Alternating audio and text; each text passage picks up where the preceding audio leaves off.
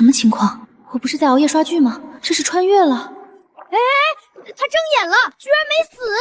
没死就没死呗，大半夜被骗到这地方，那贾千金摆明了就是要杀他，他还一口一个妹妹喊的亲热。可不是嘛，就这脑子，吃了他的肉都得跟着变蠢。我去，我能听懂鱼说话，穿越还带附动技能的。不行不行，再待下去真要淹死了，先上岸再说。啊，他动了，他动了，凶手还没走呢！我去！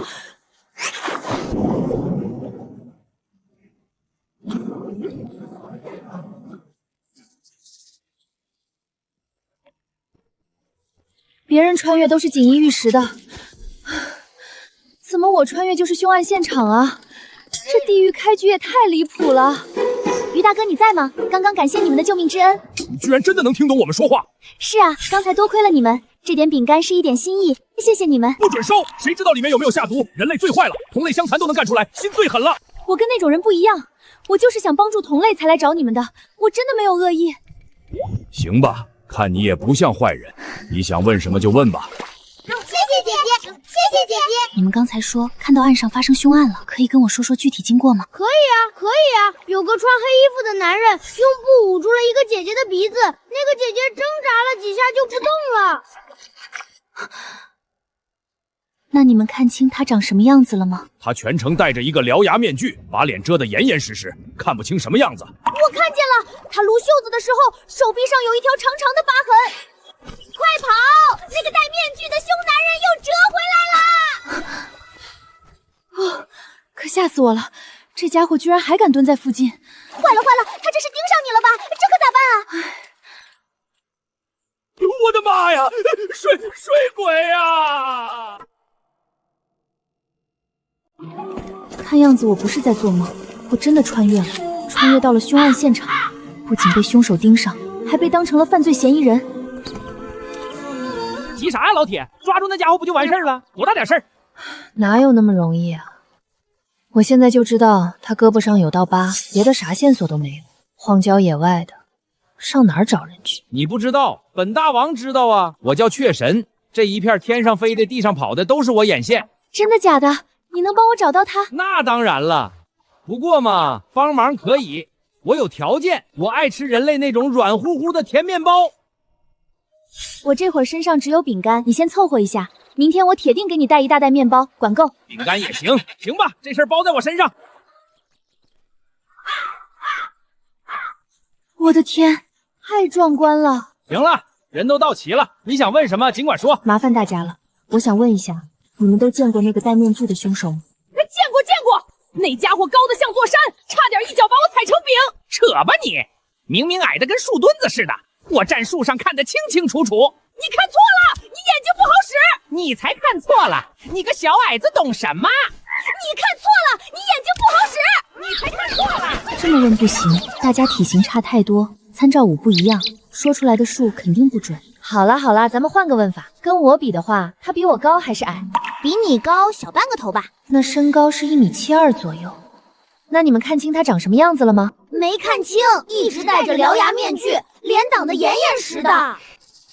我看见他拉着辆黄包车，装着东西往南边跑了。他来的时候也是拉着黄包车来的，车上沉甸甸的。那他身上有没有什么特别的味道？有股特别的香味儿，浓郁又特别，我从没闻过这么好闻的味儿。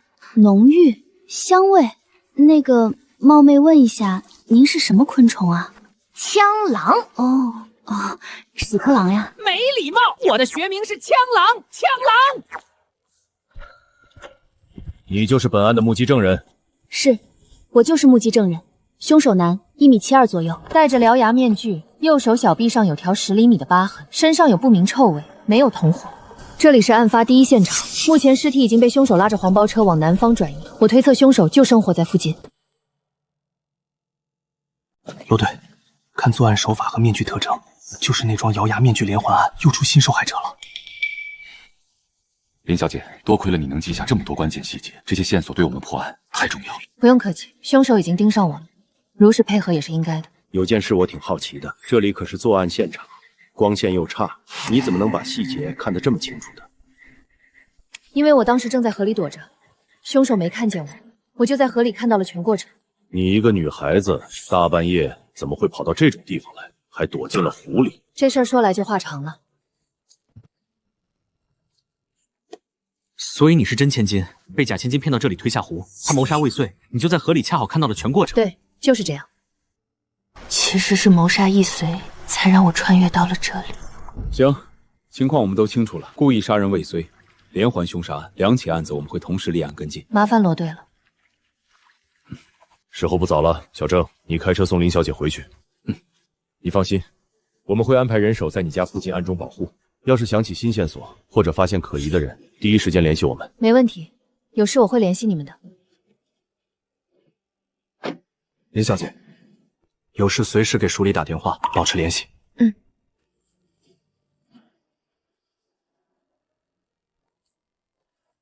都怪我，我要是拉住妹妹，她就不会跑到河边去了。她脚下一滑，摔进湖里，我又不会游泳，只能拼了命跑去喊人。可等我回来的时候，岸边早就没人了。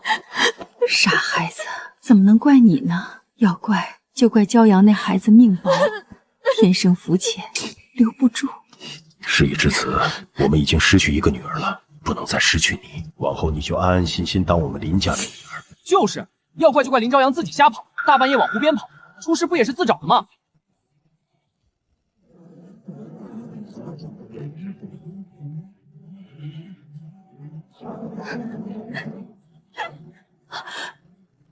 搞什么鬼？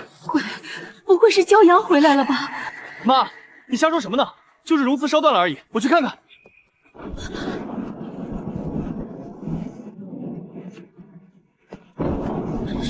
谁啊？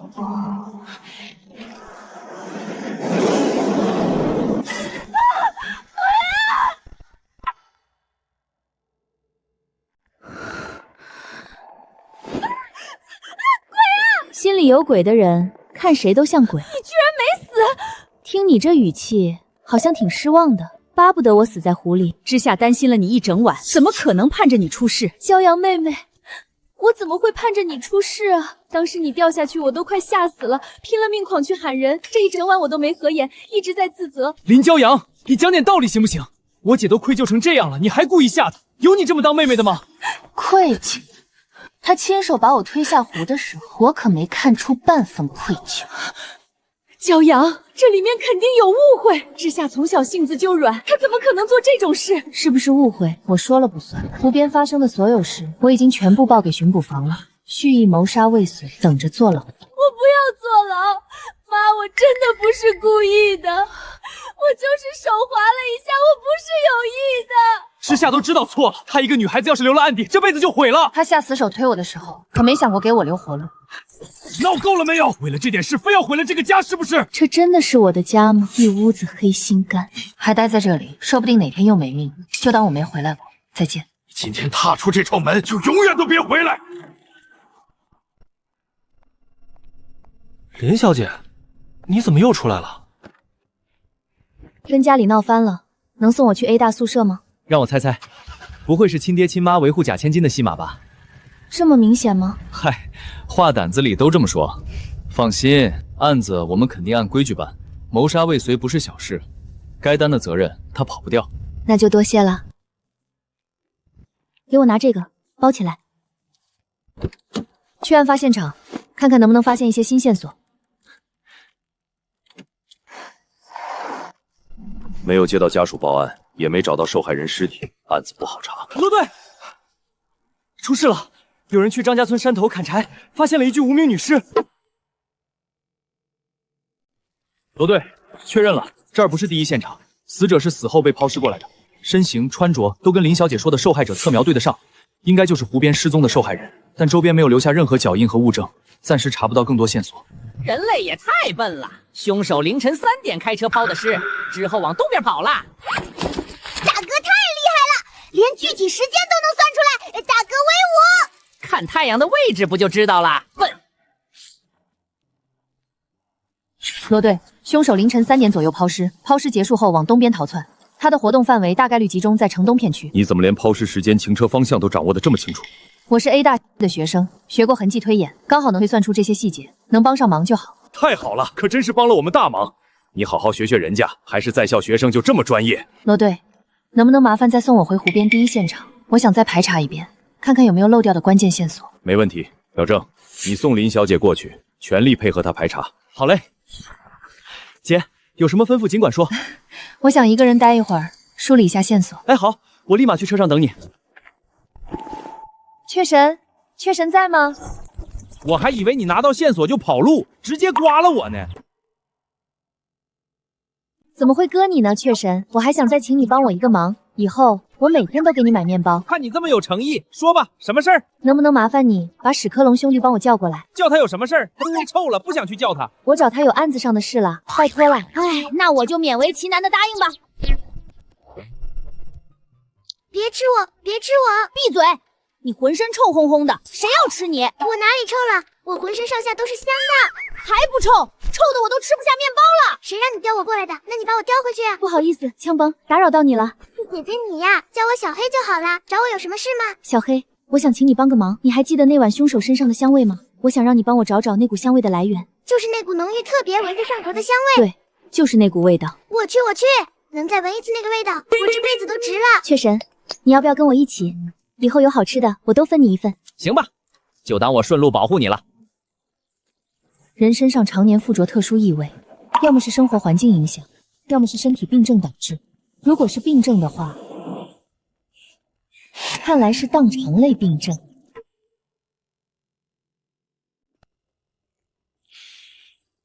好香啊！小黑，凶手身上的味道是这个吗？不是，居然不是。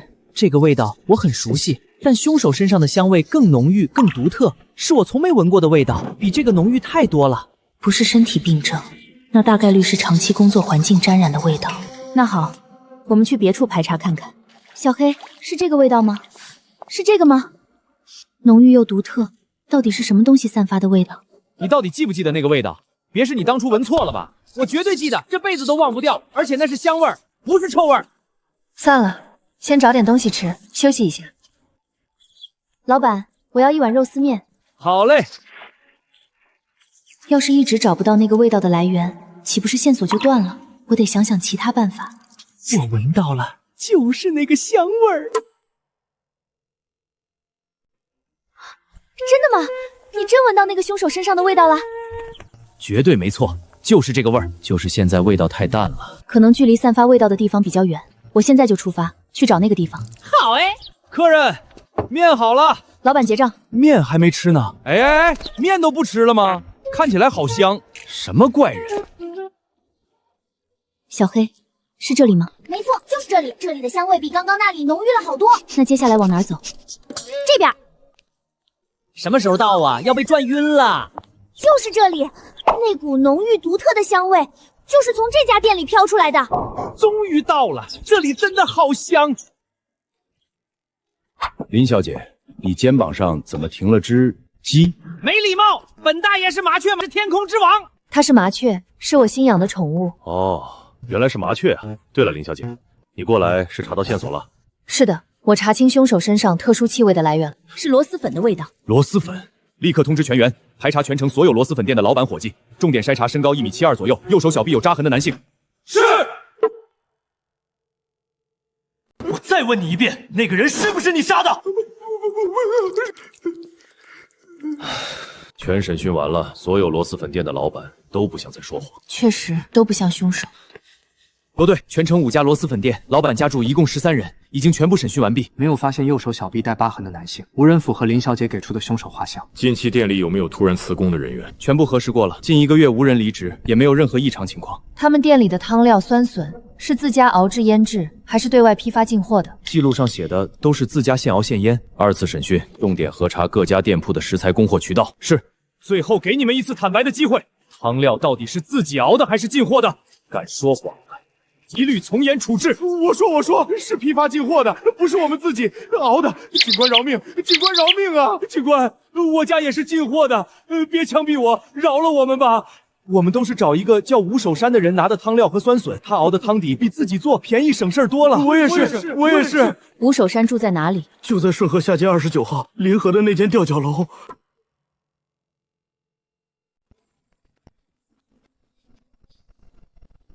罗队，屋内空无一人，灶台还是温热的，嫌疑人应该刚离开没多久。这个时间他跑不远，全队散开，沿河滩巷口分头搜查。是。雀神，能不能帮我一个忙？哪有你这么求人办事的？帮我找找凶手呗。我要是出事了，以后谁给你买肉松面包？行吧，勉为其难帮你一次。这些都是我孙子的表弟、儿子的女儿的老公的后代，都是自己人。辛苦大家了。等会儿他问什么，你们如实回答，不许撒谎。明白，太舅爷。这间屋子的主人，右手手臂上是不是有一道长长的疤痕？是呀，长长的一条，像大虫子一样，特别明显。没错，就是吴守山。你们最后一次看见他是什么时候？刚刚没走几分钟。他往哪个方向跑了？那边。不好，那边是渡口，他要坐船跑路，必须立刻告诉罗队。就是你！就是你这个女人，一直对我穷追不舍。既然你不让我活，那我死也要拉着你垫背。有你这么漂亮的女人陪葬，我黄泉路上也不亏。不行，绝对不能慌，必须稳住他，拖延救援时间。吴守山，你冷静一点，现在放开我，一切还有回旋余地。你一旦伤了我，就彻底没有退路了。别动！警察！我投降！我被杀人！姐，你没事吧？有没有受伤？你刚刚要是打歪了怎么办？那你就危险了。那你还敢直接开枪？姐，你别生气。你当时被刀架脖子，根本没有退路，我不敢耽搁。而且我枪法很准的，绝对不会误伤你。别担心，这小子看着不靠谱，却是咱们警局的神枪手，军校射击成绩全校第一，力无虚发，不会出错。好吧，多谢你们及时赶到，不然我今天真的凶多吉少了。林小姐，你太谦虚了。这起连环杀人案能顺利抓获嫌疑人，你立了头等大功。没有你的关键线索，我们不可能这么快锁定真凶。头等大功？嗯，那有没有奖励啊？当然有。这起案件影响恶劣，上级高度重视，早就发布了悬赏公告。现在嫌疑人落网，1000块大洋的悬赏奖金全部归你。1000块大洋？这下好了，足够我衣食无忧，安稳过一年，再也不用怕流落街头了。我们一起历经这么多危险，算是过命的革命友谊了。你们干脆就留在我身边吧。好啊，好啊，外面太危险了，天天提心吊胆的。留在你身边，我再也不用担心被小鸟吃掉了。小黑都答应留下来了，雀神你呢？哼，本大王是天空的霸主，自由自在惯了，才不要被拘在小小的宿舍里，我拒绝。别这么说嘛，留下来陪陪我，我马上就能拿到大额奖金，以后天天给你买最贵的肉松面包。既然你这么诚心求我，那本大王就勉为其难留下。先说好了，面包绝对不能少。郑警官，我的悬赏奖金手续办好了吗？那个案子其实还没有结案。为什么？不是已经抓到凶手了吗？吴守山嘴硬得很，死活不肯认罪。我们目前没有直接定罪证据。按照规定，24小时内找不到确凿证据，我们必须将他释放。释放？那我的1000块大洋不就泡汤了？绝对不行！定罪需要什么直接证据？多名受害者家属报案时提及，受害者遇害后都遗失了发卡、手链、戒指等贴身物品。我们推测，这些带有受害者专属痕迹的物品都被吴守山当成战利品私自藏囊了。只要找到这些物品，且上面留有吴守山的指纹，就是铁证，能立刻定罪。但我们搜遍了他的住所，一无所获。现在所有人都束手无策，只盼着物品没有被他销毁。吴守山性格偏执变态，极其珍视这些战利品，绝对舍不得销毁。而且我们抓捕及时，他根本没有时间转移处理，证物一定藏在其隐蔽的地方。这件事交给我，我一定能找到证物。你们在门口等候就行，我一个人进去排查。林小姐，我们俩一直特别好奇，你是不是有什么超能力，每次都能精准找到关键线索，也太神了，能不能教教我们？对对对，太厉害了。确实有，这是我们家族秘术，传女不传男，欲练此功，必先自宫。还想学吗？那就别偷看，在外面等着。哇，好香啊！这里简直是天堂，我太喜欢这里了。警方已经全方位搜查过明面区域，证物绝对不会放在显眼处，一定藏在暗室或夹层里。屋子这么乱，我自己找不知道要找到什么时候，还是问问这里的原住民吧。打扰一下，请问洞里有小伙伴在吗？你能听懂我们说话？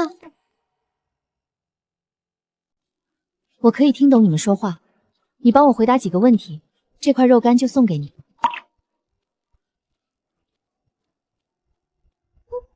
我不要肉干，求求你救救我妈妈！她误食了吴守山放的老鼠药，快要不行了，求求你！别哭别哭，我一定会救你妈妈。距离吴守山被释放还有20个小时，时间来得及。姐，找到线索了吗？小郑，你立刻去最近的兽医站买一盒阿唑品。小郭，你去买一块肥皂，速度越快越好。先灌水稀释体内毒素，放心，你妈妈一定会没事的。姐，肥皂和水买回来了，阿唑品也买到了，到底是谁中毒了？老鼠！林小姐小心，你身后有老鼠！林小姐，你居然在救老鼠！我不是在救老鼠，我是在老鼠身上发现了破案的关键线索。有线索了，太厉害了，姐！这么快就找到突破口，案子马上就能破了。你们先出去等着吧，我要专心排查线索。我们家族秘术最忌外人干扰，一旦被打断，线索就彻底断了。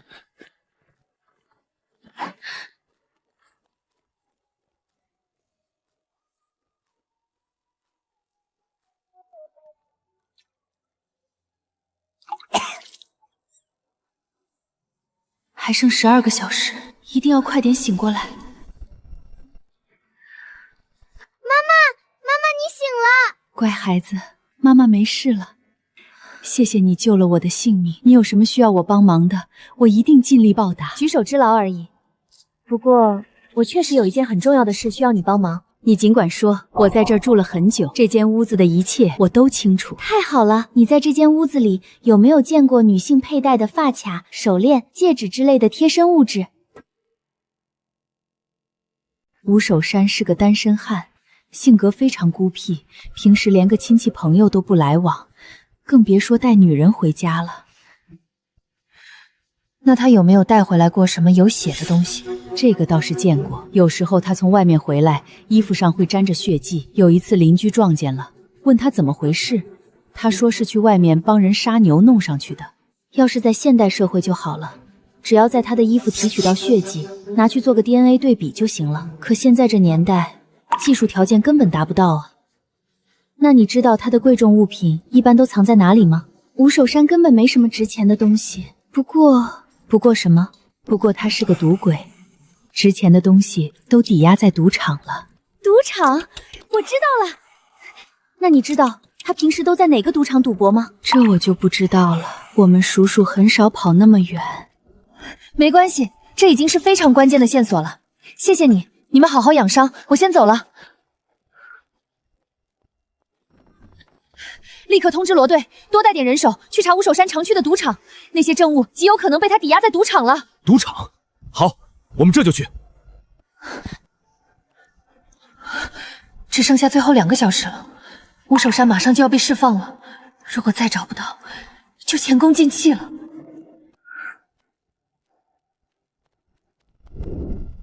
老板，见过这个人吗？有，是不是叫吴守山？经常来这儿。那他最近有没有在你们这里抵押过什么东西？有的，警官，随我过来。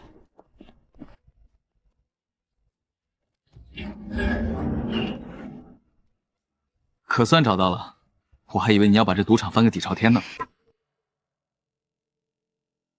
郑警官，姐，你来了。吴守山的案子怎么样了？那些证物能定他的罪吗？能，简直太能了。林小姐，你找回来的那些东西简直就是神助攻，法医立马进行了鉴定，证物上清晰地提取到了吴守山的指纹，而且上面残留的血迹血型也和之前獠牙面具连环杀人案中受害者的血型完全对得上。太好了，这样我也安全了。林小姐，你来的正好，我正要派人去找你呢。罗队，您找我有事吗？对，这次破案的1000块大洋我已经给你申请了，过2天就能拿到。谢谢罗队。对了，还有件事，因为林小姐在这起案件中表现得十分突出，所以署里想聘请你为我们的特聘破案顾问。特聘破案顾问？那当这个顾问有工资吗？有的，不仅每个月有固定的基本工资，而且以后你参与的案子顺利侦破了，署里还会根据你的贡献发放丰厚的破案奖金。那我干，多谢罗队。雀哥，吃饭啦？不吃，吃点啦。本大王不吃，我只吃香喷喷的面包，谁要吃鸡饲料？哎呀，这饲料营养也很丰富的。不行，当初你求本大王留下来的时候，可是信誓旦旦的说会好吃好喝的供着本大王的。你们人类果然都是大骗子。我现在也没生活费了，过2天等那1000块大洋的奖金发过来，就给你买面包。哼。请问你是林骄阳吗？怎么了？林伯母让我给你带封信，她说她生病了，想见你。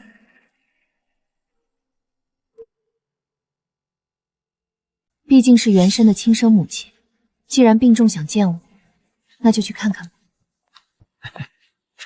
二小姐，您回来了。怎么，挡在我前面，是不想让我进去？怎么会？不过客厅里有贵客，我先去汇报一声，您就在这儿稍等片刻。汇报？我回我自己的家，需要你一个下人去汇报？这乡下丫头怎么变了个人一样？往日谁都能欺负她，今日的眼神怎么这么让人瘆得慌？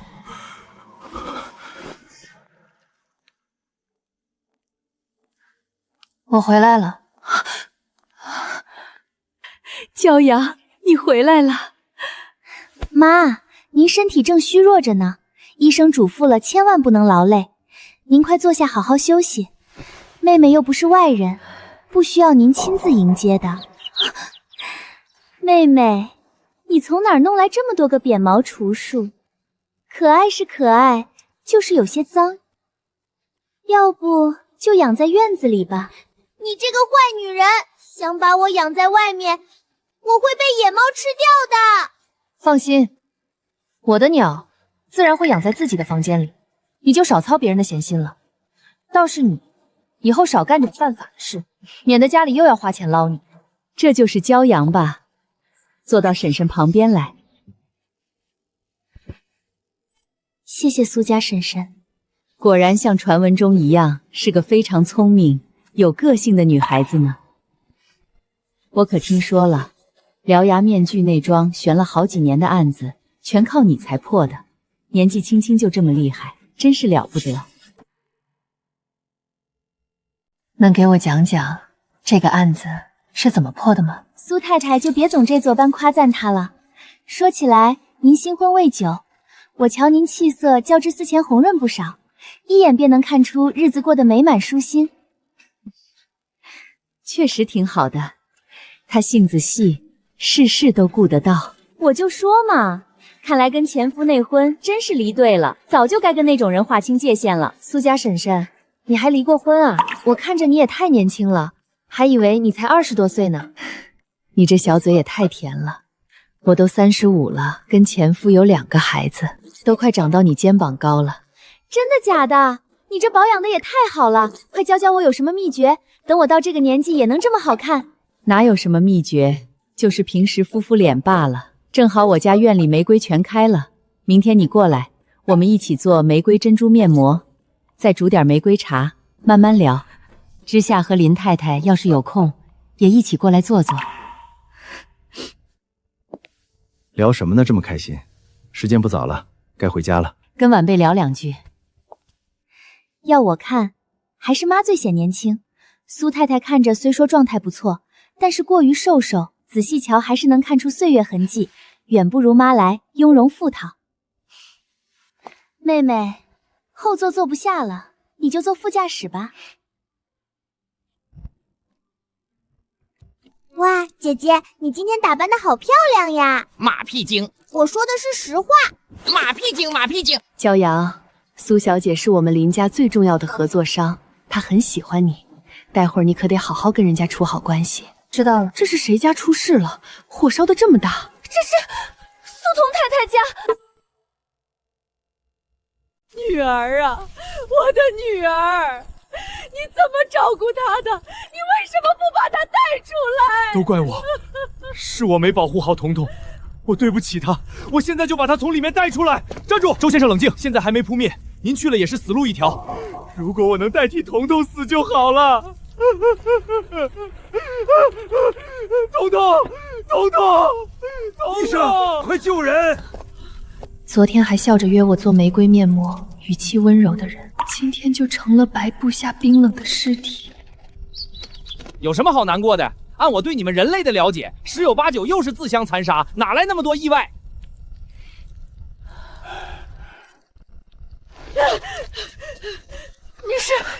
你是破了獠牙面具案的林小姐，对不对？是不是你？是我，苏老太太，您慢点说。林小姐，我求你查查我女儿的死，这绝对不是意外。阿姨，您先别急，您为什么觉得不是意外？是不是有什么线索，或者发现了不对劲的地方？是他，一定是他杀了我女儿！你查他，准没错。妈，我跟彤彤感情这么好，我疼她都来不及，怎么可能害她？如果可以，我愿意用我的命换回彤彤的命。苏老太太，您有证据吗？我没有证据，可我们是母女啊，母女连心。我就是知道，肯定是他干的，他就是贪图我们苏家的钱。苏老太太，我会尽力查清真相的。您二老先去休息，有线索了我会告诉你们的。那苏小姐这件事就拜托你了。好。妹妹，你也太较真了。上次那个獠牙面具的案子，说到底也只是你运气好，意外掉进湖里，恰巧撞见线索。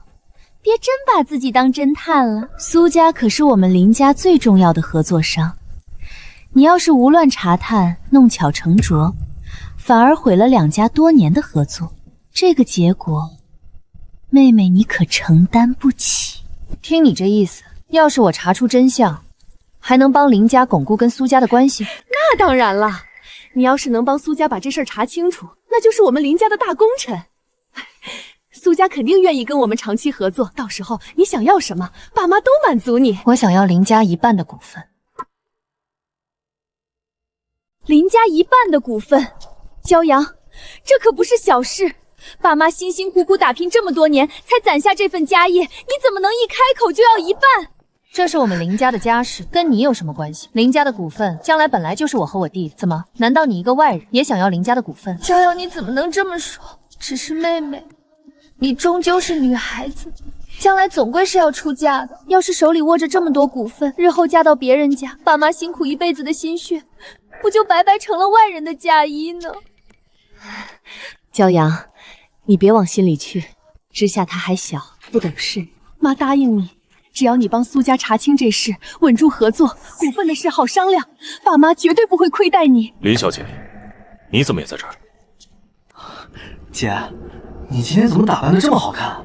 死者苏女士是林家的重要合作商，我们一家人本来约好今天过来做客，刚到就遇上起火了。世事无常啊，正好你在，让小郑跟你一块进现场看看。我先带死者家属去做笔录，有什么发现随时喊我。好。姐，有你出马，这案子肯定很快就能破。我看就是普通走水，电路老化引的我。好好一户人家，母子3个都没了，太惨了。我们进去看看吧。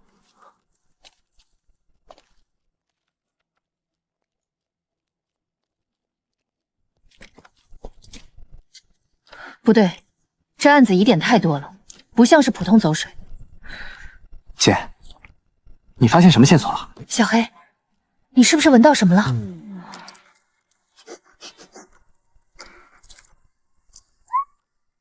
我闻到一股呛人的味道。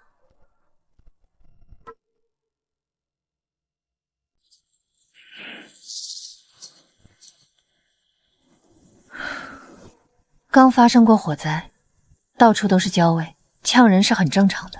不是的，不是的，我滚粪球时闻到过垃圾场烧东西的焦味，这我熟，但是这个味儿不一样，闻着头晕、刺鼻子，一点都不喜欢。那你仔细想想是什么味道，有没有点熟悉的感觉？我想起来了，是黑壳子虫的味道。就是街上那种跑起来嗡嗡响、会喷黑烟的黑壳子虫。什么黑壳子虫？那叫汽车。跟人类混这么久了，连个名字都记不住，丢不丢虫？要你管，我就叫它黑壳子虫。汽车？难道是汽油？姐，你养的鸟好吵啊！郑警官、郭警官，你能不能出去等我？我想一个人调查一下。祖传秘术，我懂。丢虫，丢虫，丢虫！雀神，你安静点，要办正事了。哼！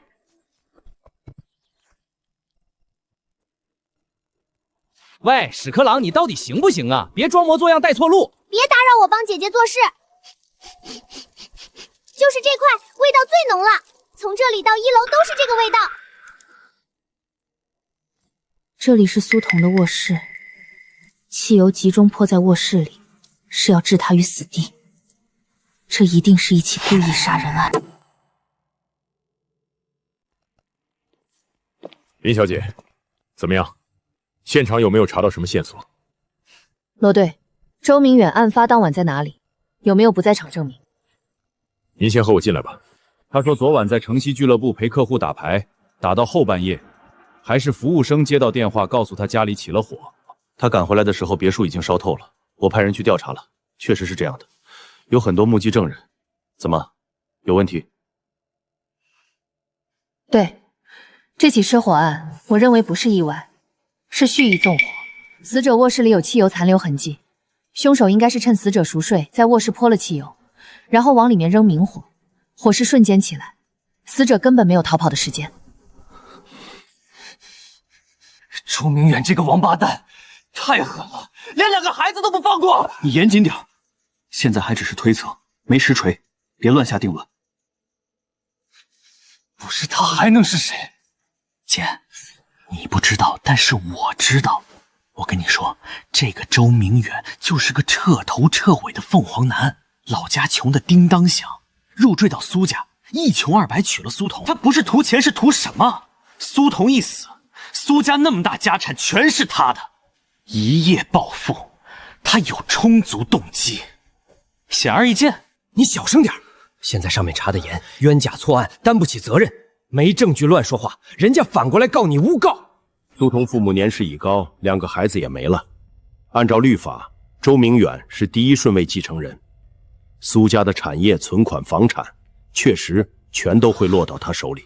从作案动机来看，他的嫌疑最大，但他有完整的不在场证明，俱乐部那么多人都能作证，不好直接动他。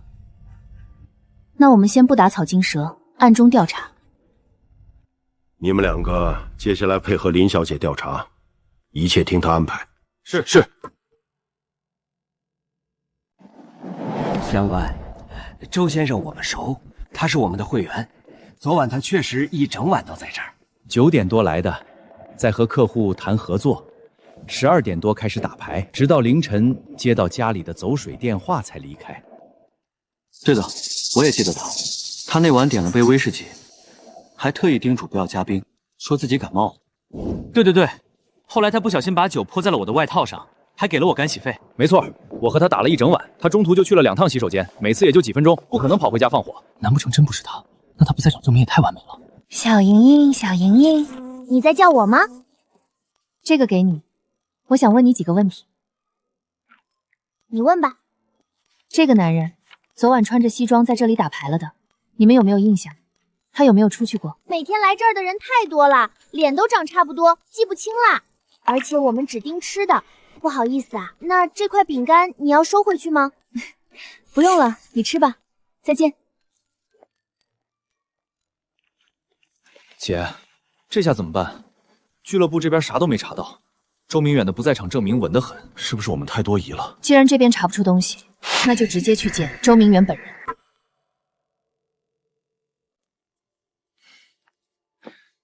警官请坐。我们先生这几日伤心的厉害，整夜睡不着，这会儿刚吃了点东西，在楼上歇着呢，我上去通传一声。不用急，我们在客厅等会儿就好，让他多休息会儿。毕竟遭了这么大的事，还伤心睡不着，笑死个人！我刚从楼上爬下来，他抱着个女人睡得打呼，呼噜声震得墙皮都掉渣，香得很呢。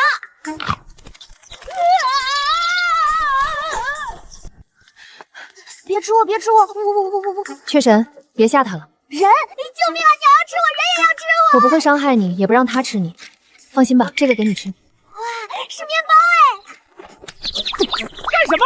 那是我的面包，你凭什么拿我的东西讨好别的虫子？别闹了，回去给你买2笼鲜肉小笼包，皮薄馅大的那种。哼！你是住在这栋别墅里的，对不对？对，我祖上18代都是住在这里的。我想问你几个关于楼上那位先生的问题，你如实回答我，这些面包就都给你。怎么了？我才不吃呢！谁知道你有没有下毒？你们人类最坏了，动不动就踩虫子还喷药。姐姐人很好的，不会下毒。我天天吃她给的东西，一点事都没有。你刚才说楼上的先生不是在休息，是抱着女人在睡觉。对啊，我昨晚躲在他们的床底下，床咯吱咯吱响了大半夜，吵得我都没法睡觉，烦死了。他们除了他还有别人？是个女人？是啊。你能看清她长什么样子吗？看不清脸，我都躲在床底下。但是我知道他每晚带回来的女人都不一样。白天在火场抱着尸体哭得天昏地暗，晚上就带别的女人回家睡觉，真渣！你们人类全是骗子，没个好东西。啊，对了，他有个特别讨厌的女人，2个人打电话，每次都吵得可凶了。他们吵什么了？我想想，闹够了没有？我跟你说过多少遍，我们早就离婚了。孩子的抚养费我每个月按时打，你别得寸进尺。周明远，你没有良心！我要去署里告发你纵火。你去告啊，大不了鱼死网破，我死了，你和儿子也别想好过。这就是我知道的全部啦。周明远不仅婚内出轨，乡下有妻有子，而且苏童的死果然和他脱不了联系。谢谢啦，我让雀神送你回去。我要那么多钱有什么用？我只想彤彤回来。姐，你回来了，我们这边问的差不多了。周先生情绪不太好。周先生，节哀顺变，有新线索我们会再联系您。警官，所有的事儿我全都坦白了，以后有要调查的地方，我会全力配合。你们一定要查清楚真相，给彤彤讨个公道。你说是不是咱们调查方向错了？你看今天上门，他应对的滴水不漏，说的话跟在警局录的痞录一模一样，半分破绽都没有。而且俱乐部那么多人都能作证，他案发当晚一整晚都在俱乐部，总不能是他分身去放的火吧？是啊，这案子确实棘手。他在撒谎。姐，你是不是发现什么新线索了？他不在场证明是演给俱乐部的人看的。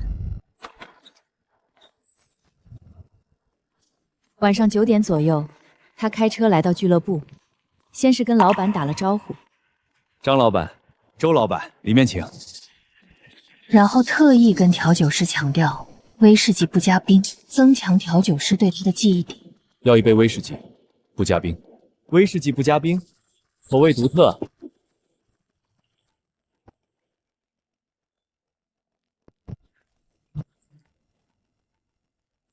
抱歉，给你的干洗费和小费。谢谢周先生，谢谢。这些不起眼的小事，足够让大家对他印象深刻。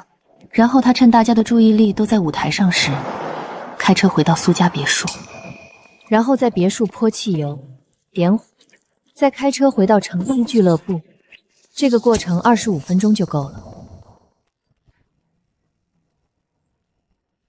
回到俱乐部时，大家的注意力还在舞台上，根本没有人注意周明远有离开。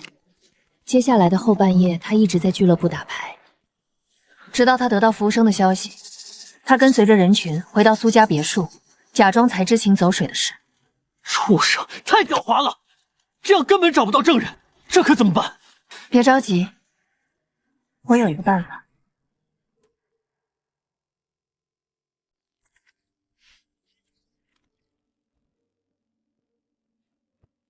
王妈，给我倒杯水来。哎，我不是跟你说过，把他的东西全给我都扔干净，你是聋了吗？我明明都扔了啊！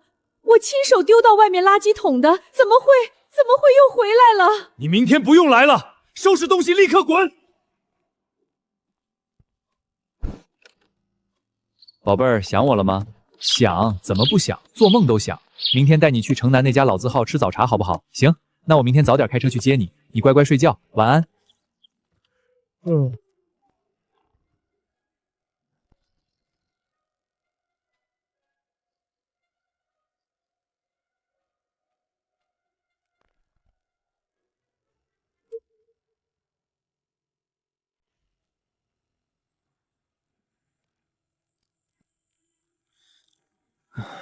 谁呀？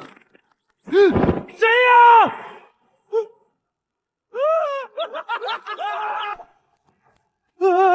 鬼啊！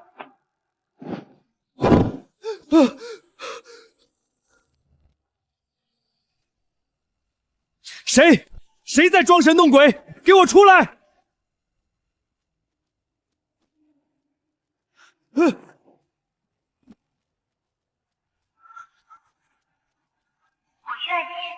苏童，是你自找的，谁让你非要查我的底细？知道我乡下有老婆有孩子，就逼我离婚，还要让我净身出户，你做梦！被烧死很疼吧？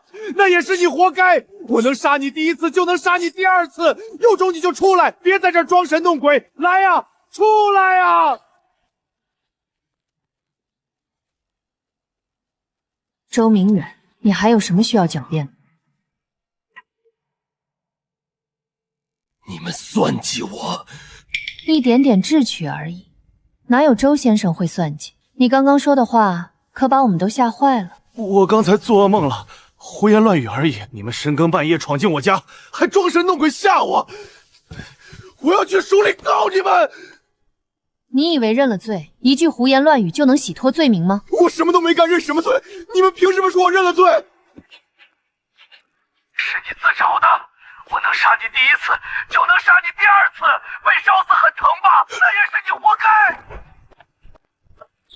周明远，你涉嫌故意纵火杀人，跟我们回警局一趟吧。雀神，周明远这个案子多亏了你，我们才能这么快破案。知道就好，以后要好吃的好喝的供着本大王。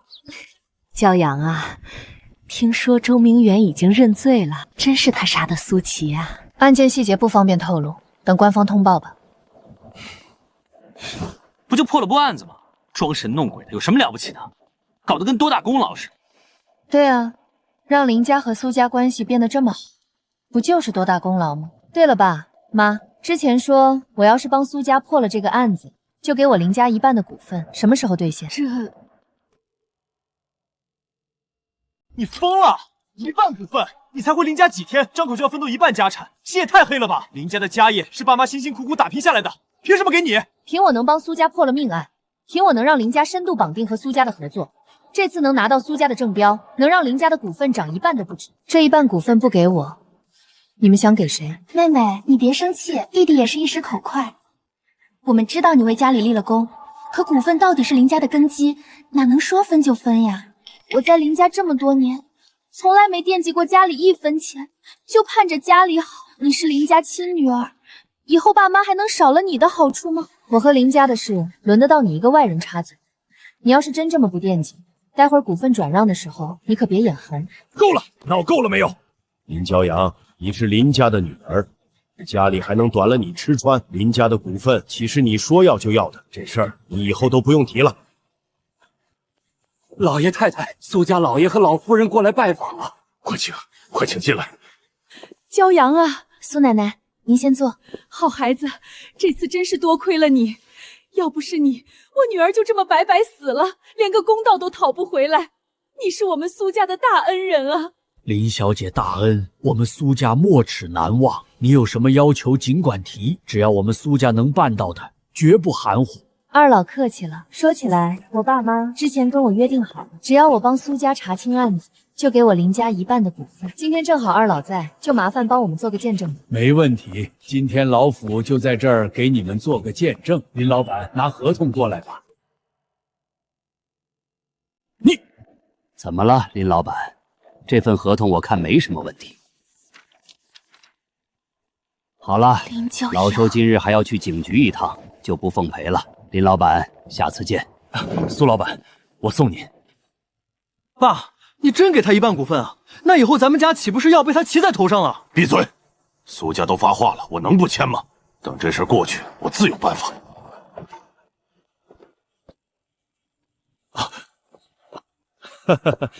张署长，您怎么大驾光临了？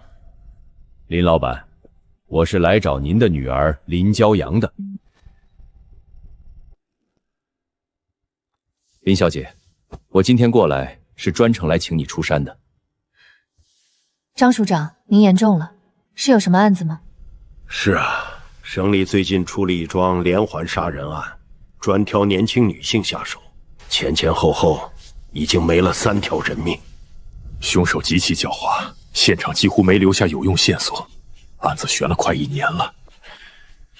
受害者家属天天守在署门口哭，上面压得紧，我们是真的束手无策了。听老罗说，林小姐破案有独到之处，2桩大案都破得漂亮，所以想请你出任省署特别顾问，牵头侦办此案，也算是替受害者家属们讨个公道。林家我反正不想再待下去了，去破案又有钱，行，我答应了。什么时候出发？太好了，林小姐果然爽快。要是方便的话，明天一早我们就动身。没问题。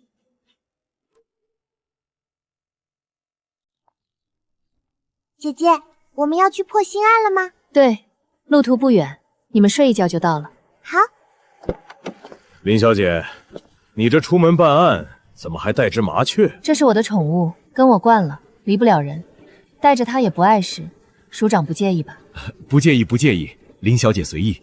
姐，啊，小郑，你怎么来了？姐，我特意早起去老字号买的小笼包，还有热豆浆，你路上垫垫肚子。署长，林姐可是我们市署的宝贝壳，破案全靠她，您可一定得护着点，别让她受委屈。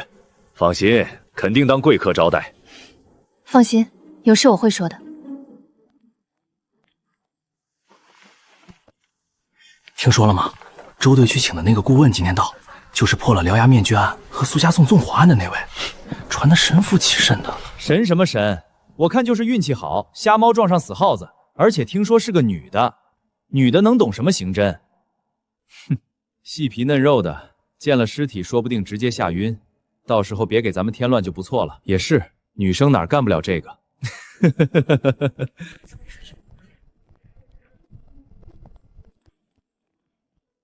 署长，林顾问，这位就是林朝阳林顾问，即日起全权负责白鸢卫连环杀人案，所有人必须全力配合，谁敢阳奉阴违背后非议，直接调离刑侦司。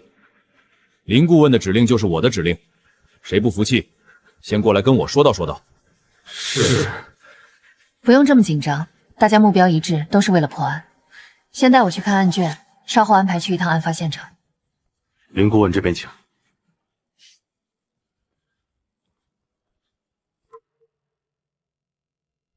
第一起是1年前，死者是城南丽都舞厅的歌女白灵，24岁，尸体被扔在东郊槐树林里，身旁摆了朵白云铃。她没什么名气，社交圈也窄。这案子一开始没悬起水花，也正是这朵花，案子才定名叫白鸢尾案。第2起呢？死者是刚从女子师范毕业的大学生苏曼，22岁，尸体在北郊河岸被发现，身旁放的是白蔷薇，衣物整齐，姿态摆得很规整。警方立即确定这是一起连环杀人案。第3起就是1个月前乡下进城找工作的姑娘林秀，才19岁，尸体抛在城郊西坡的荒草丛里，配的是白茉莉。3个受害者都年轻，模样周正，尸检都查出了过量巴比顿，是在深度睡眠中呼吸停止的，没有性侵痕迹，完全没有。死者身上无针打伤，衣物完整，也没有受辱迹象。我们之前推断，凶手先骗取受害者信任，骗他服下安眠药，等他死后再剥皮抛尸，手法极其稳定。3起案子几乎是复刻出来的，而且脸皮都被完整剥走了，现场没找到，应该是被凶手带走了。第3起的抛尸现场还封着吗？拉着警戒线，没人动过。想去现场看看？卷宗里的信息都是2手的，那可不咋的。不如去现场踩一踩。就去最新的第3案现场。周队方便的话，陪我走一趟。当然方便，我这就安排车。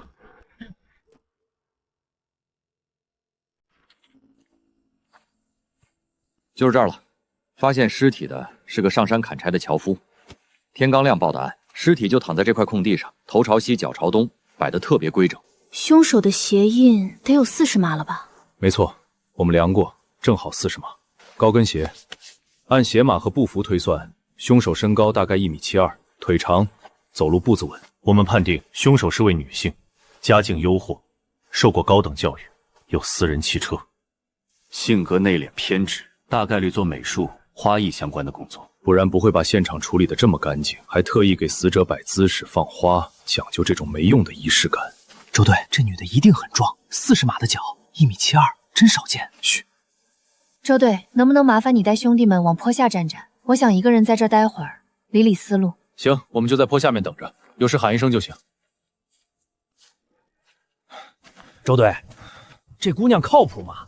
张署长把她吹得神乎其怪，我看就是个娇滴滴的大小姐，来这儿装模作样的，靠她破案，我看悬。张署长亲自请来的人，就算不认可，也得好好配合。真查不出东西，他自己就回去了，不用我们多嘴。雀神，能不能帮我个忙？又要本大王出力？先说好了，帮忙可以，回去得加来2笼小笼包，要蟹黄的，皮儿薄馅儿大的那种。行，都听你的。你帮我问问这附近的飞鸟、虫子，案发那晚有没有谁见过凶手，或者可疑的汽车？小事一桩，等着。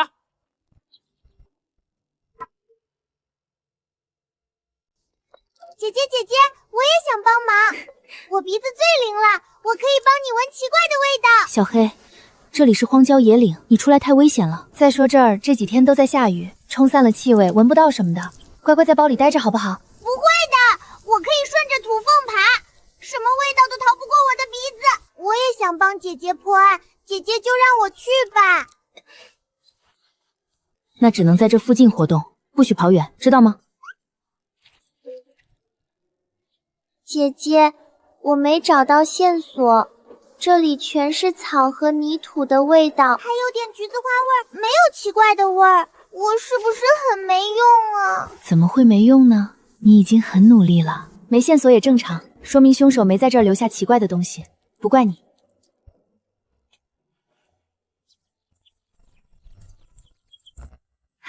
辛苦你了，雀神。那还用说啊？本大王可是天空之王，这方圆10里的飞虫走兽就没有我打听不到的事儿。这点小事儿手到擒来。这俩家伙那天就在树上待着，说是亲眼看见凶手了。你问吧。先吃点东西吧。谢谢。两位小友，麻烦问一下，案发那天你们真的看见抛尸的人了？看到啦。太好了，能不能麻烦你们跟我说说那天具体是什么样情况？那天我跟他在槐树上约会，天黑偷的好多雾呢，就看见坡下面走上来一个人，穿一身白羊裙，扛着另外一个穿布衣服的女人，走得稳稳的，都不带喘气的。对，他走到那块空地上，把人轻轻放下来，还伸手理了理那人的头发，然后从挎包里掏出一朵白白的小花，别在那人手旁边，站在旁边看了好半天，才转身走的。那朵花是白茉莉，对不对？对，白白的。我就说本大王找的证人靠谱吧，连花的颜色都记得清清楚楚。那你们看清那个人长什么样子了吗？没看清脸，但他戴了顶宽宽的蕾丝黑帽子，帽檐压得低低的。但是他真的好精致啊，头发卷卷的，羊裙好漂亮，脚上的高跟鞋尖尖的，我从来没见过这么讲究的女人。看不太准，不过她走路的样子稳稳的，不像小姑娘那么蹦蹦跳跳的，腰也很细，大概30岁左右，我也觉得差不多。30岁左右，家境优渥，穿着讲究，举止优雅，听上去完全是个生活优富的上流社会女性。可这样一个人，为什么要去杀3个素不相识、毫无交隔的年轻女孩？而且凶手真的能扛个成年女性上坡，气都不带喘吗？那天你们还有其他线索吗？比如开的什么车？有的，黑色的铁壳子，方方正正的停在坡下面的土路上。他扛人从车上下来，扔完人就开车走了，还是往西边来的方向回去的。黑色轿车呈西方向往返，说明凶手对这条路很熟，不是临时选的抛尸点。姐姐姐，还有问题吗？没问题，我们就先走了。没问题了，帮了我的大忙，谢谢你们了。不客气，那姐姐再见。再见。本大王都帮你问完了，回去可别忘了我的蟹黄小龙川。忘不了，亏不了你。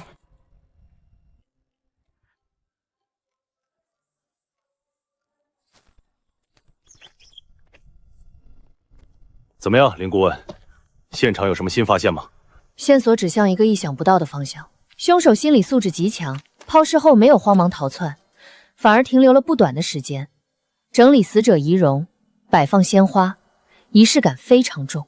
这不是激情杀人，是有预谋、有固定流程的连环作案。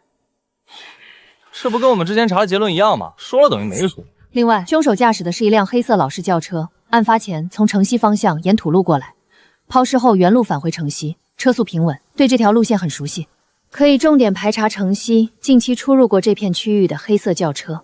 不是，林顾问，你就蹲在坡上看了会儿土，连车型和行驶方向都能看出来，这也太神了吧！林顾问果然有一套，是我们之前疏忽了。还有别的线索吗？目前就这些，光靠一个抛尸点信息太少。我想去第二起案子的抛尸现场看看，北郊河岸那个，3个现场串起来，共性线索会更明显。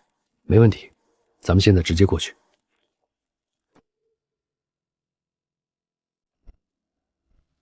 死者叫苏曼，22岁，是女子师范的应届毕业生。半年前被晨练的老头发现的，尸体就躺在这块空地上，而后别着一朵白蔷薇，死状和第3起一模一样。唉，可惜这儿靠河。案发后没2天就下了场大雨，脚印、车辙全冲没了，现场没剩下什么有用的痕迹。我们查了死者的同学和家人，他性格文静，没得罪过人，就是毕业前一直在找工作，天天往外跑。你们先在外面等我吧，我在里走走，看看能不能找到点遗漏的细节。人多了反而容易踩坏线索。行，那我们就在路口等你，注意安全，有事喊我们。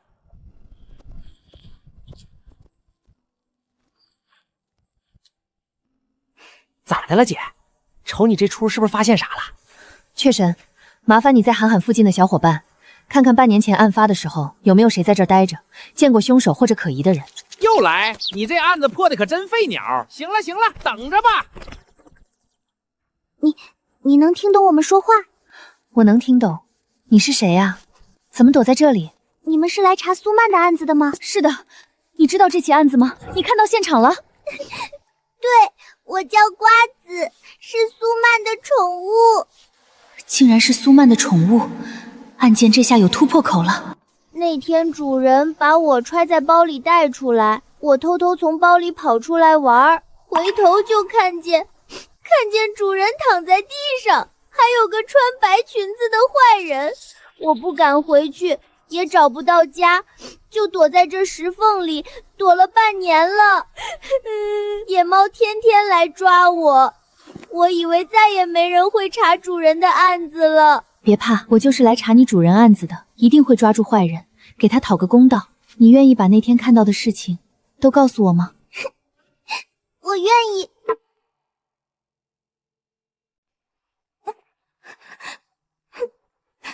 主人那阵子找工作，投了好多信，都石沉大海。那天突然有个穿旗袍的女人找到主人，说自己是影业公司的星探，看主人长得好看，想请主人去试镜，说要是选上了就能当电影明星。那个女人头发卷卷的，戴了顶宽宽的黑帽子，穿高跟鞋，还有漂亮的旗袍，看着特别有钱。但是我看见她脖子上有个鼓鼓的小硬疙瘩，像我们平时啃的小石子似的，而且她笑的时候声音有点粗，像是故意捏着嗓子说话一样。鼓鼓的小硬疙瘩，是侯杰。这个凶手是男的，那你还记得他约你主人去了什么地方吗？记得，那里灯光五颜六色的，台上有人唱歌，还有很多人跳舞。请问，你就是向我投简历的林之夏小姐吗？是，我就是林之夏。你确实很适合当电影明星。你慢点吃，别噎着。姐姐这儿还有好多呢，以后你可以跟我们生活在一起，就没人欺负你了。谢谢你们，我还以为我要一辈子躲在石缝里了。瓜子，你记不记得主人去的那个特别热闹的地方，名字是什么？不记得了，但是我知道女子大学去那个地方怎么走。太好了，我们现在就去。雀神，怎么了？我都还没找到线索。已经找到了，我们走。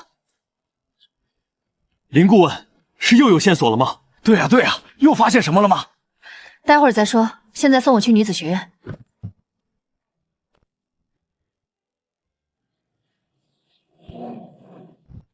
这一片老弄堂跟迷宫似的，用不用我陪你进去？不用，你在附近路口等我消息就行。有线索了，我立刻喊你。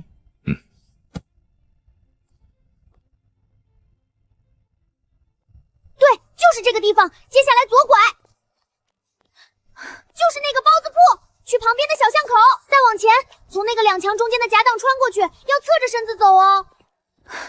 不对，走过头了，往回退一点，第2个巷子右转。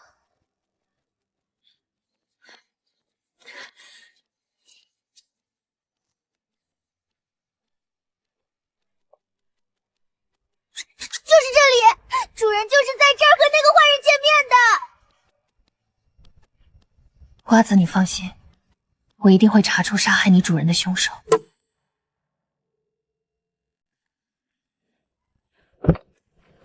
林顾问，这家店和案子有关吗？苏曼生前就是在这里第一次见到凶手的。那还等什么？抄家伙直接干！老王，此事需要从长计议，先不要打草惊蛇。我也是这么认为的。先回署里。都快1天都联系不上，万一出点什么事，你们担得起吗？叫你们负责人出来！先生，规定就是规定，我们也没办法。规定是死的，人是活的。骄阳，你可来了！知夏昨天下午说出来找工作，结果到现在都联系不上，到处都找不到人啊！你本事大，你帮帮妈，找找他行不行？妈知道知夏和你平时不对付。你现在不是省属特聘的顾问吗？手里有权有人，赶紧派人去找啊！我姐要是有个3长2短，我们林家绝对跟你没完。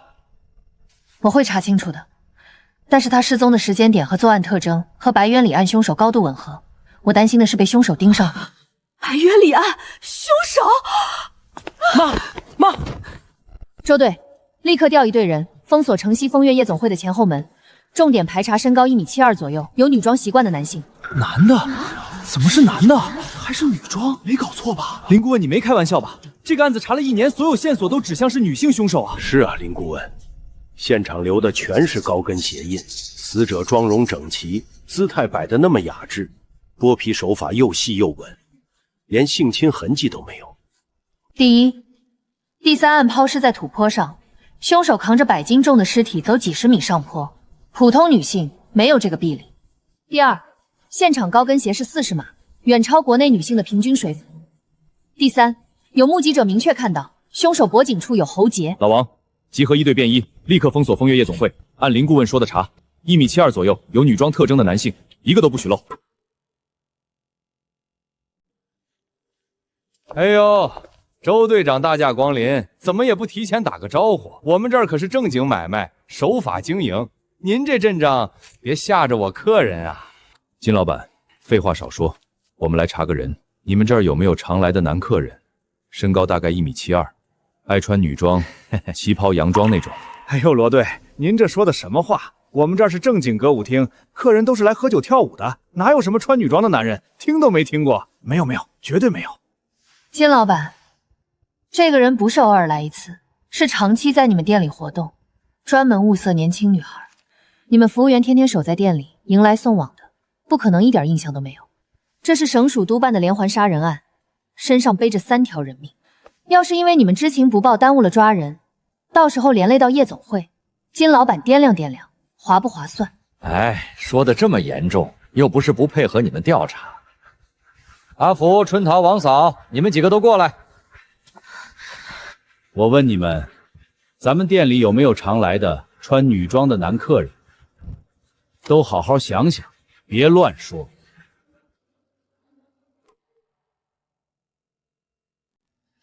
这客人那么多，我们哪能个个都注意呀？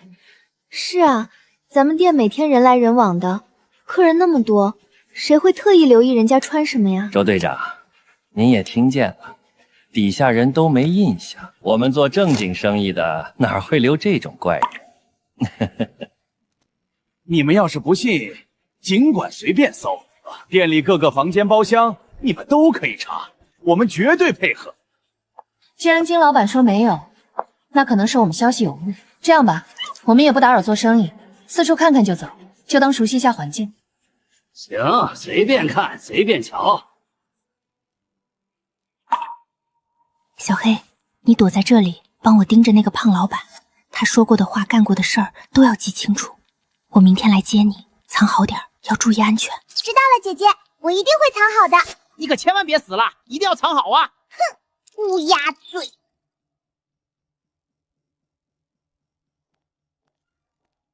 没什么异常，我们走吧。这姓金的也太滑头了，明摆着就是知情不报，故意跟我们打太极。我看他就没安好心。你怎么看？这姓金的确实在打太极，金福来肯定知情，但他不是凶手。他刚才眼神躲闪，明显是在包庇对方。那个女装凶手应该常来他店里消费，甚至可能跟他有利益往来，所以他才宁愿得罪警方也不肯说。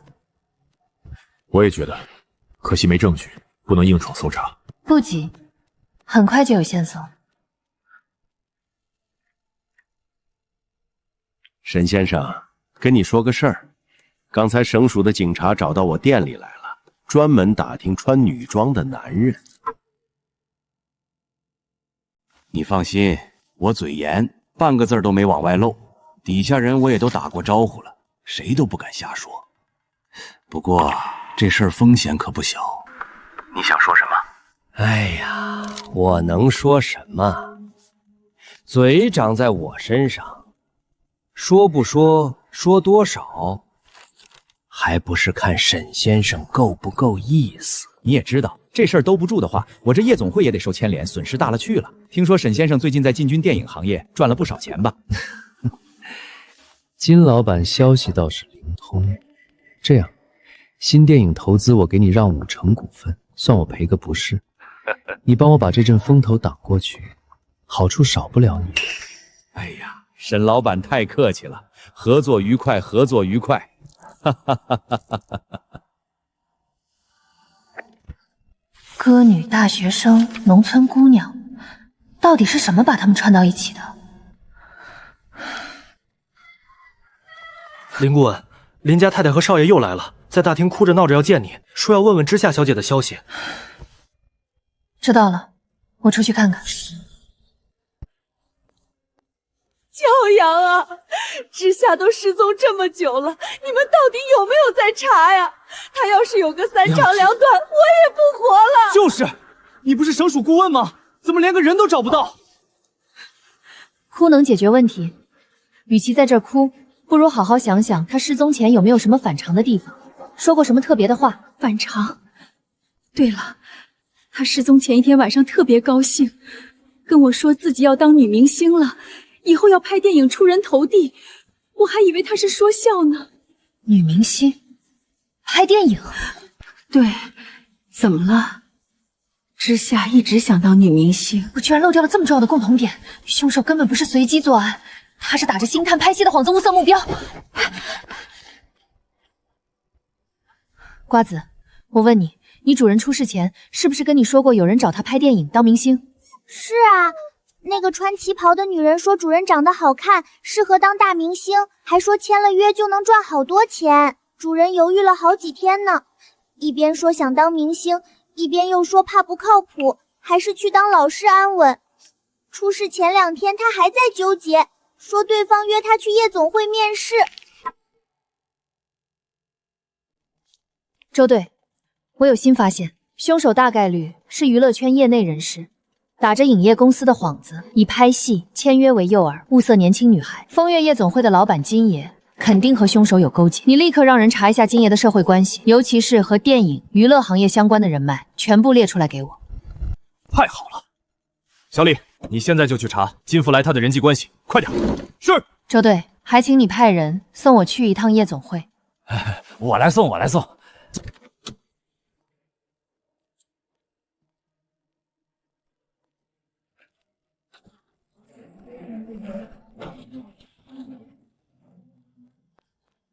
那盘龟背足呢？小黑，小黑，小黑，你在吗？小黑，林顾问，你在找什么？金老板，我昨天落了点小东西在这儿，想问一下，墙角这盆绿石去哪儿了？哦，你说那盆龟背图啊，叶子黄了大半，看着晦气，我早上就让人扔了，就扔在前面街口的垃圾桶里。扔了！完蛋了，小黑要变成垃圾了。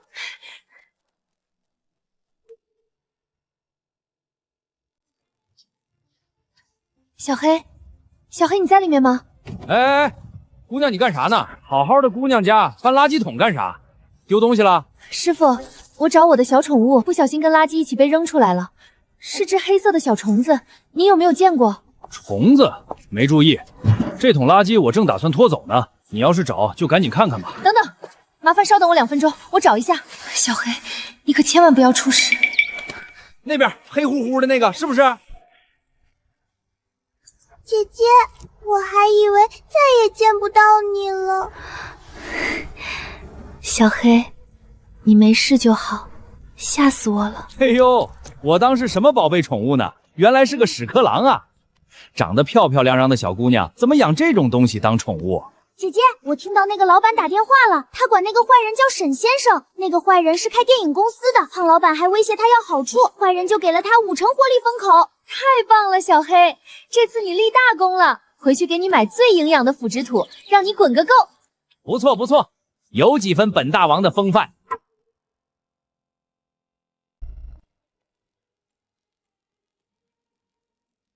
张署长，您今天必须给我个说法。我风月夜景会开门做生意，规规矩矩纳税，凭什么3番5次被你们警察搅和？昨天来一群人东翻西问，今天那姓令林的顾问更离谱，蹲我店门口翻垃圾桶，神神秘秘的，客人都被吓跑了。我知道你们查案辛苦，但也不能逮着老实人欺负吧？真逼急了，我就去上面找我那位老兄弟评评理。到时候大家脸上都不好看。我这店一天流水多少，耽误了生意，你们署里赔我。哟，林顾问回来了，我正跟张署长说呢，你昨天在我店里鬼鬼祟祟的，今天又跑去翻垃圾桶，怎么着？想往我店里栽赃架妄啊？我告诉你，姓林的，别来这套。现在上面查得严，冤假错案谁也担不起。你要是拿出证据来，我金某人二话不说跟你走，拿不出证据就别往我店里钻，败坏我名声。金老板，注意你的言辞。林顾问是我们署里特聘的办案人员，他的行动都是公务。公务就可以随便在人家店里鬼鬼祟祟了？我今天把话撂这儿，要是他真在我店里放了什么见不得人的玩意儿，这事儿没完。金老板这么大火气干什么？我昨天去现场勘查，随身的小宠物不小心落在花盆里了。今天过去是找宠物的。东西已经找到了，一场误会而已。宠物？什么宠物金贵成这样，还值得林顾问跑2趟？不值钱，就是只小虫子，养惯了有感情。哼，最好是这样。要是被我发现店出现了什么不该出现的东西，别怪我来找你们麻烦。这老狐狸，摆明了是来探口风，给我们施压的，真够嚣张的。他背后有人，确实不好动他。对了，林顾问。你要的金爷的人脉名单刚查出来，都是和他有生意来往、娱乐圈相关的人，你看看。沈景怀是吧？终于找到你了。就是他。错不了，立刻集合人手，包围他的别墅。林家小姐大概率就在他手里，晚了就来不及了。周队带2队人，立刻出发，务必保证受害者安全。是。你们找谁？省属刑侦队。我们怀疑沈景怀与一起失踪案有关，让他出来配合调查。你们胡说什么？少爷怎么可能和失踪案有关？阿山，让他们进来吧。沈先生，林家千金林之夏失踪前最后接触的人就是你，我们怀疑你与他的失踪有关，现在要依法搜查你的别墅，请配合。林之夏，哦，是那个来应聘演员的小姑娘吧？她昨天确实来见过我。聊了聊剧本就走了。至于连环杀人案，周队长说笑了，我一个做电影的怎么会和那种案子扯上关系？请。不过既然警官们要查，那就请便，搜仔细点儿，也好还我一个清白。别墅这么干净，一只虫子都没有，怎么查？小黑，怎么了？闻到什么奇怪的味道了吗？我想起来了，这个香味，这个橘子花的香味，第3个死在荒坡的姐姐身上就是这个味道，一模一样。看来他真的就是凶手。姐姐，要不让我藏在他家偷听吧？不行，上次你就差点失踪了，太危险了。证据我们慢慢找，不能让你冒险。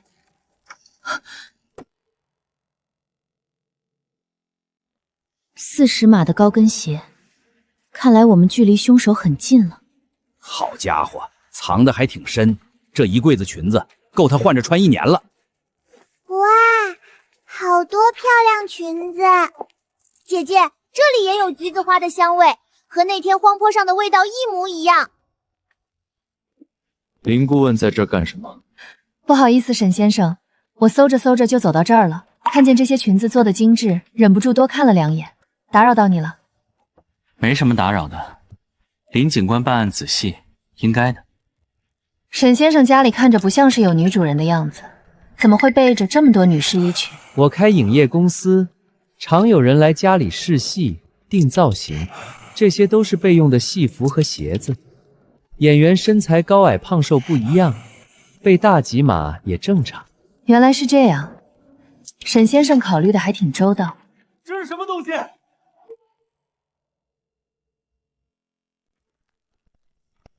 你别动！这是少爷的东西，你们凭什么随便拿？什么东西不能拿？这一箱子刀看着就不对劲儿，我们怀疑和案子有关，必须带回署里检查。怎么回事？少爷，他们乱翻您书房的东西，非要把您的医用箱拿走，我拦着不让，他们还说我妨碍公务。沈先生，这箱手术刀形制特殊，刀刃锋利，和白猿一案死者身上的创口高度吻合。王警官说笑了，我早年留洋学的是医，这些都是我当年念书时用的手术刀。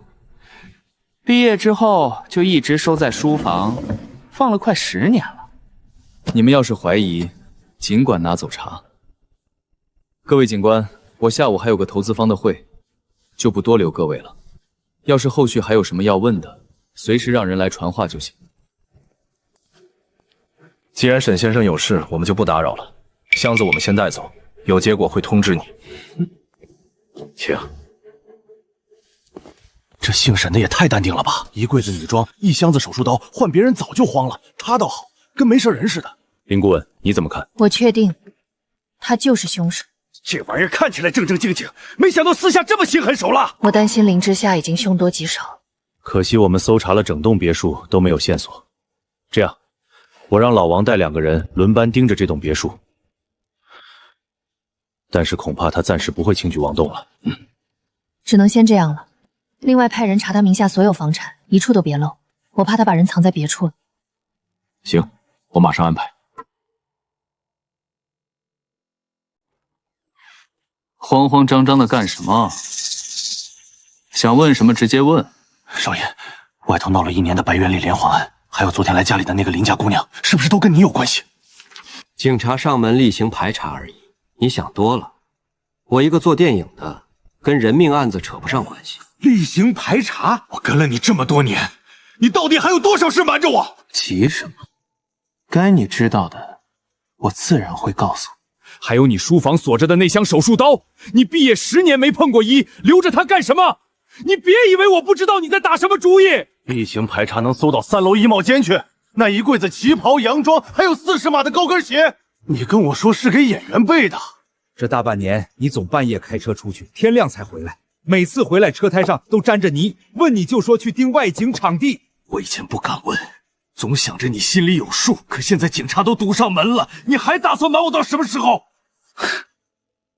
你既然都猜得差不多了，还问我干什么？真的是你？你为什么？现在你知道了，不怕吗？怕有个屁用！现在要紧的是赶紧收手，警察已经盯上你了，再往下走就是死路。听我的，今晚就走，我开车送你去码头，坐船去香港，躲个10年8年的，等风头过了再说。走不了的，东西我来收拾，后路我早就打听好了，只要你点头，咱们现在就能走。周队，林顾问，有消息了！城郊南坡发现一具女尸，穿的米白色连衣裙，跟林之夏失踪时穿的一模一样。人还有救吗？有没有其他特征？巡逻的兄弟先到的，说人已经硬了，死状看着像白猿卫案的路数，但身边没放花，脸也好好的。你们赶紧过去看看吧。立刻出发。老王，你绕去林家一趟，接他们过去认尸，其他人都跟着我一起去城郊南坡。明白。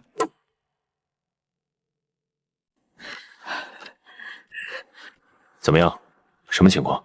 死者是巴比东过量中毒，和前3起白泉尾案死因一致，但是没有被剥皮，身边也没放白花，身上也没有外伤，更像是单纯的药物过量死亡。怪了啊，前3起都剥皮放花，仪式感拉满，怎么到林之莎这儿就没了？会不会不是同一个人干的？是他做的。我们昨天突然上门，打乱了他的节奏，他来不及完成完整的仪式，只能仓促杀人抛尸。剥皮和百花都需要时间，他怕暴露，只能省掉步骤。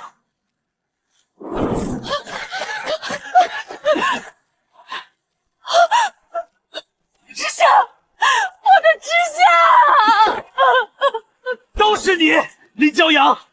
你明明早就知道凶手是谁，却不早点救人，你就是嫉妒之夏，故意看着他死，你安的什么心？你胡说八道什么？我们一得到消息就赶过来了。林顾问为了这案子熬了好几天，你凭什么指责他？凭什么？就凭他是林家的人。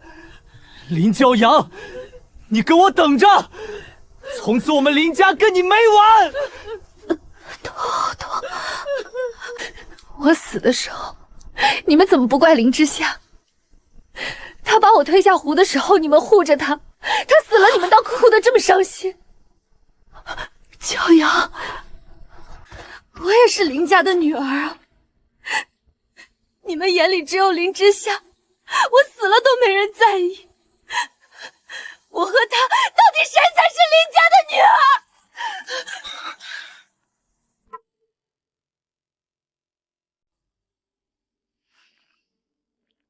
姐姐，你终于醒了！你都睡了1天1夜了，吓死我了！终于醒了，我还以为你要睡死过去呢。谁知道人类这么不经折腾，晕一下就躺这么久。发生什么事了？我不是在案子现场吗？我怎么睡这儿了？嗨，你可算醒了！要不是我，你早交代了。你应该不是这具身体的主人吧？当时真正的林骄阳因为过于委屈，觉得林家人不公，跑回来哭诉了一番，然后你就晕了。昨天现场太乱了，我都没仔细勘察。不行，我得再去一趟抛尸现场。沈景怀仓促抛尸，肯定留下了什么破绽。昨天被林家人一闹，什么线索都没收集到。我也去，我鼻子灵，肯定能帮上忙。算我一个。本大王去天上看看，周围有没有可疑的车辙印或者脚印，总比你一个人瞎找强。好，咱们3个一起去。林顾问，你醒了。周队怕你身体不舒服，让我在这儿等着，说你要是醒了，想去哪儿我送你。麻烦你了，老王，去城郊南坡的抛尸现场。对了，林顾问，你昨天晕倒前说的那番话，可把林家人吓够呛。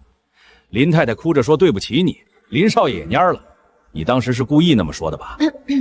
也是，这案子太熬人了。你放心，等抓住沈锦辉那小子，肯定能好好歇一阵。林顾问，我陪你上去吧。不用了，我自己上去就行。你在这儿等我，我想一个人静静看看现场。行，那你小心点，有事喊我。雀神，麻烦去附近问问有没有虫子、小鸟见过抛尸的人，或者可疑的车辆。姐姐，有橘子花的香味，跟第3起案子荒坡上还有沈锦怀家里味道一模一样。可惜气味当不了证据。没关系，姐姐，这次案子发生的时间近，我去附近看看有没有线索。好，注意安全。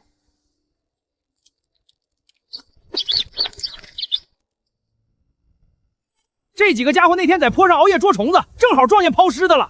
你们说吧，把看见的都跟他说说。天还没亮的时候来的，那人穿一身黑西装，戴着手套，扛着个女人从车上下来。对，他个子不高不矮，跟姐姐你比起来高小半个头发，脸被黑色礼帽挡着看不清。他把人放下之后，站了好一会儿才离开。看样子这次他没有换装抛尸，可惜这些证据还是没法定罪。不过还是谢谢你们。不用谢。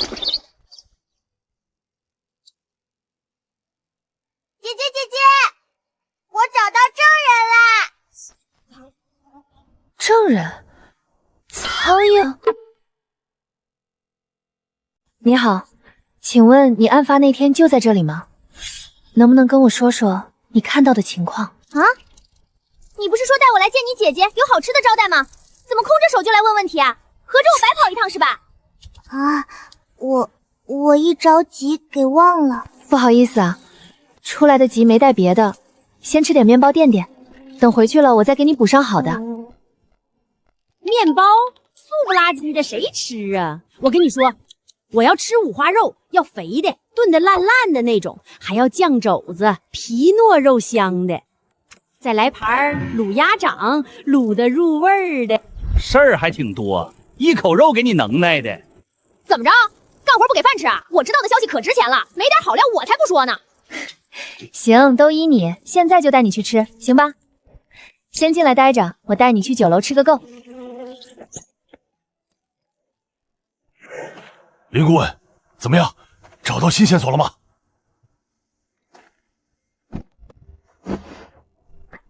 有眉目了，先不说这个。老王，麻烦你开车送我去城里最近的酒楼，你在楼下等我就行。我问完线索就下来。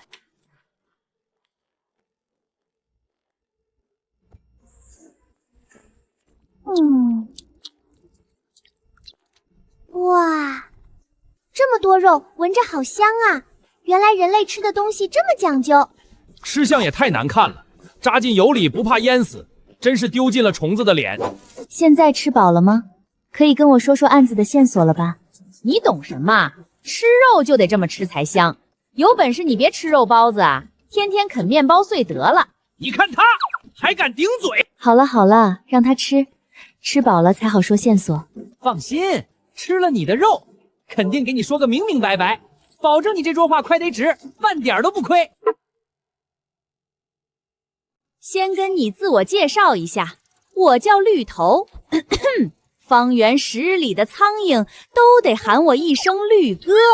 我鼻子最灵，哪有血腥味、腐味，我第一个到。说起来也巧，我昨天早上刚在坡上那具女尸身上破壳出来，所以抛尸那家伙的一举一动我看得清清楚楚。你真的全程都看见了？那当然，我娘把我生在那个姑娘身上，我孵出来第一眼看见的就是那间密室，可给我吓够呛。你是说沈景环别墅里有密室？那可不，那密室老阴森了，墙上钉着一排排木架子，摆了10几个玻璃罐子，里面泡着水，盛了好几张剥下的人脸皮，白花花的，看着瘆人。中间有个亮闪闪的铁台子，上面摆着大大小小的手术刀、镊子，擦得干干净净的。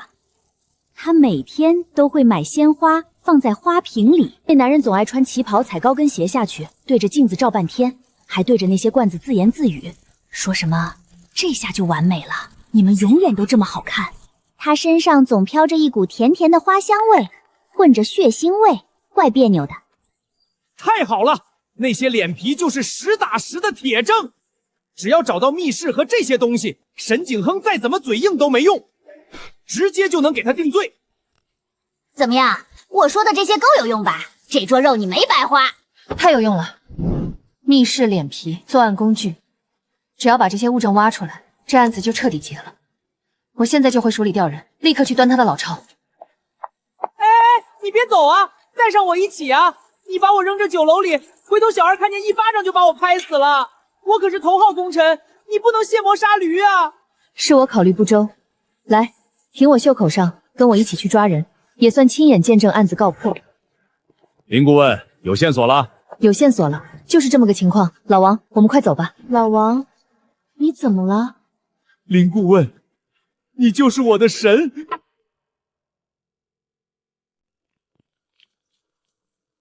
按计划搜，重点找书房和地下室，仔细搜，别放过任何暗门夹层。是。就是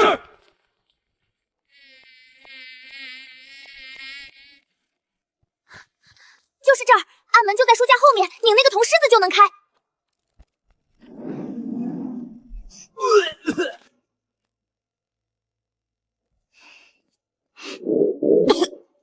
现在物证俱全，沈景长就是白渊宇连环杀人案的真凶。这些脸皮手术刀再加上死者体内的巴比龙成分，足够定他的死罪了。这个变态杀了3个人，还把脸皮剥下来收藏，简直丧心病狂！周队，不好了，沈景怀不见了，别墅里里外外都搜遍了，没人，他的司机重山也不见了。好了，立刻通知全城所有卡点，封住所有渡口、码头、汽车站，还有出城的各个路口。立刻通知全城所有卡点，严查每一辆过往车辆，每一个行人。他肯定想坐船往南逃，绝对不能让他逃出城。是。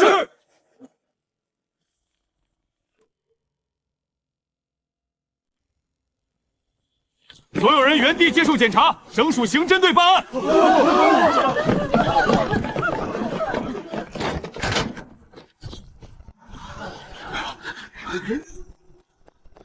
站住！你们凭什么抓我？我买票坐船合法合规，你们这是滥用职权！我要找我的律师。沈景怀，别装了，我们在你别墅的密室里找到了3名受害者的脸皮。还有你作案用的全套手术刀，证据确凿，你还有什么好说的？少爷，